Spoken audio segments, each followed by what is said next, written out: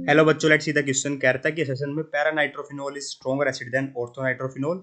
Reason कहता है कि intramolecular hydrogen bonding makes ortho isomer weaker acid than para isomer. तो देखिए बेटा, पैरानाइट्रोफिनोल क्या होता है, दोनों आपस में आइसोमर है बेटा ना।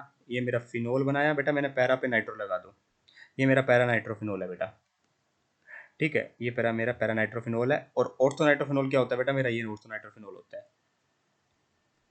तो आप देखोगे बेटा, ऑर्थोनाइट्रोफिनोल में क्या बेटा, मेरा इंट्रामोलिकुलर हाइड्रोजन बॉन्डिंग प्रेजेंट है। इस तरीके से क्या प्रेजेंट है बेटा, मेरी इंट्रामोल विद इन द मोलिकुलर बेटा। अगर हाइड्रोजन बॉन्डिंग प्रेजेंट हो तो वो इंट्रामोलिकुलर कहलाती है।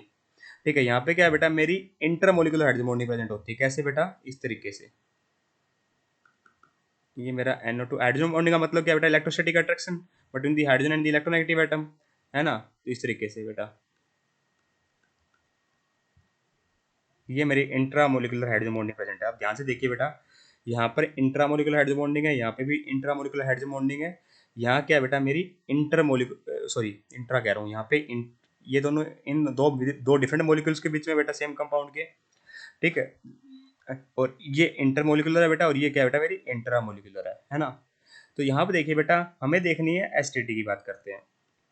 तो देखिए मैं बता दूं कि पैरानाइट्रोफिनोल ज्यादा स्ट्रॉन्ग एसिड होता है। एक्चुअली में होता क्या बेटा, अगर आप सेकंड केस में देखोगे ना बेटा, तो यहाँ पे एसिडिक हाइड्रोजन बॉन्डिंग का एसिडिक का मतलब क्या है, जो जल्दी एच पॉजिटिव आयन रिलीज करे।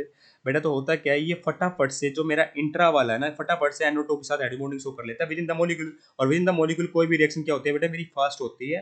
तो ये एच पॉजिटिव आयन को रिलीज ही नहीं करने देता बेटा। तो इस इंट्रा मोलिकुलर हाइड्रोजन बॉन्डिंग कारण बेटा, अगर एच पॉजिटिव आयन जल्दी से रिलीज नहीं हो पाता। हालांकि देखिए, इसमें भी हाइड्रोजन बॉन्डिंग हो सकती है, पर इसमें बेटा हाइड्रोजन बॉन्डिंग लेट होती है, क्योंकि इसमें इंटर मोलिकुलर होनी पड़ती है। जब तक दूसरा मोलिक्यूल आएगा तब जाके होगी बेटा। पर in case of intra molecular बेटा, फटाफट से कर लेगा, विद इन द मोलिक्यूल ही कर लेगा। तो इस कारण से बेटा वहां पे हाइड्रोजन बॉन्डिंग स्ट्रॉन्गर होती है। Hydrogen bonding take place, sorry stronger कह रहा हूं, हाइड्रोजन बॉन्डिंग टेक प्लेस कर जाती है फटाफट से।